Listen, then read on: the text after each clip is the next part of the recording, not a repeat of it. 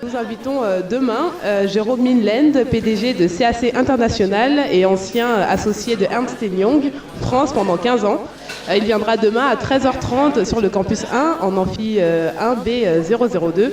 Donc il vient spécialement du Cameroun pour vous rencontrer, chers étudiants de RMS. Il parlera de l'économie africaine et des perspectives de développement, de l'intérêt d'avoir une expérience en Afrique, du métier d'auditeur et de nombreux autres thèmes. Donc il répondra à toutes vos questions que vous vous posez encore sur votre avenir. Il vous donnera des conseils pour vos entretiens et surtout proposera plusieurs stages dans son cabinet d'audit au Cameroun.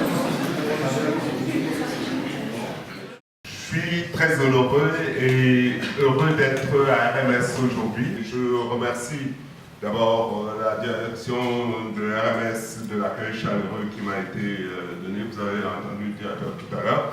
Et Afro Optimiste d'avoir donné cette opportunité de venir parler de l'Afrique.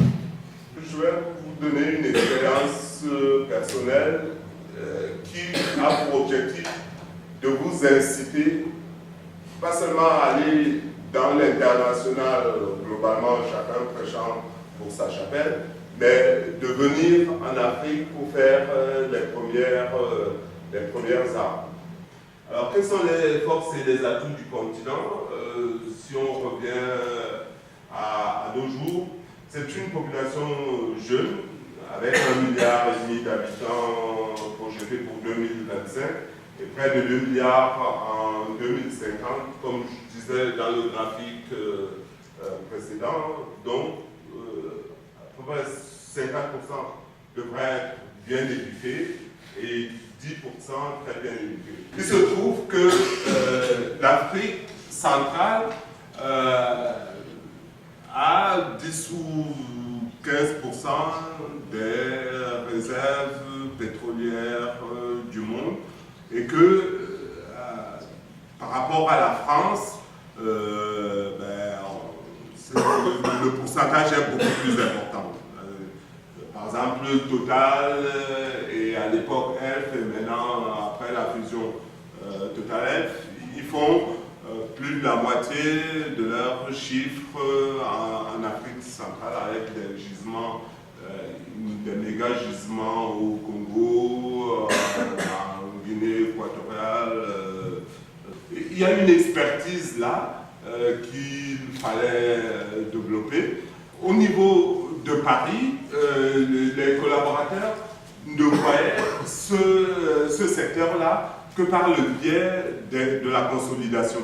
C'est-à-dire que l'ensemble des filiales est consolidé et comme c'était un et puis d'autres, mais je parle de un puisque c'est là où j'étais, gère la conso. On avait des spécialistes du oil and gas, mais en fait, ce n'étaient pas des spécialistes de oil and gas, c'était des spécialistes de la consolidation des sociétés qui se trouvent étant dans ce secteur oil and gas.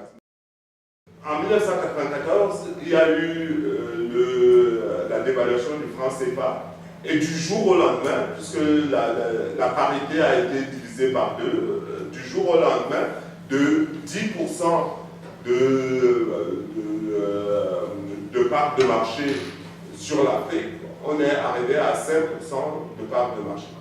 Et du coup, l'Afrique, à l'époque, qui était considérée dans cette structure comme une opportunité, a été considérée après plutôt comme un risque. Parce que le chiffre d'affaires n'est pas suffisamment important, mais les problématiques restent les mêmes. La Chine a un excédent commercial. Jusqu'à il y a quelques mois, c'était 20 milliards de dollars par mois d'excédent commercial. 20 milliards.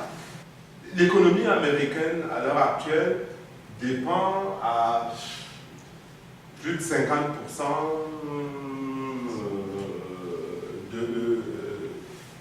de la Chine.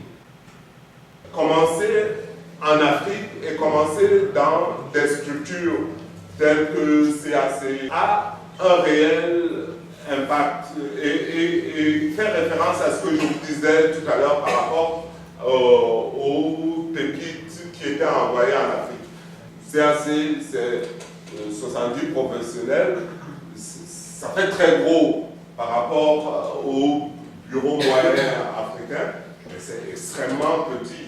Et quand on est dans une structure comme ça, on a très rapidement des responsabilités. On vous donne un dossier à gérer, on vous forme, vous avez l'impression vraiment de participer à l'apport de la valeur ajoutée dans les structures dans lesquelles vous travaillez. Et c'est très valorisant. Et du coup, pour ceux qui ont envie vraiment de bosser, je dirais la progression est très rapide.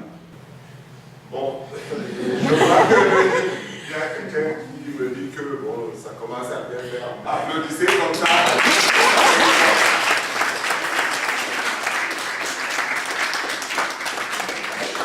Merci beaucoup, vous avez été très chouette. Donc en fait, cette conférence était assez surprenante dans la mesure où nous, étudiants d'école de commerce en France, on ignore toutes les opportunités et les perspectives qui se développent en Afrique.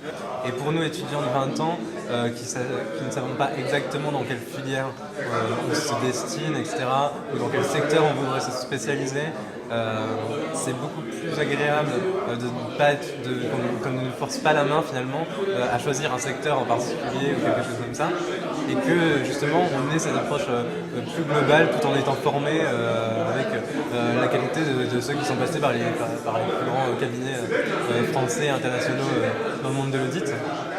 Il a apporté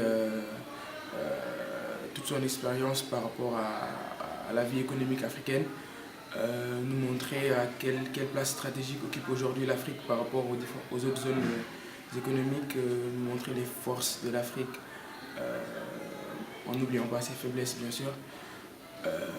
Donc en quelque sorte, ça nous a donné une vision globale de la situation de l'Afrique, et ça a été très pertinent et très enrichissant.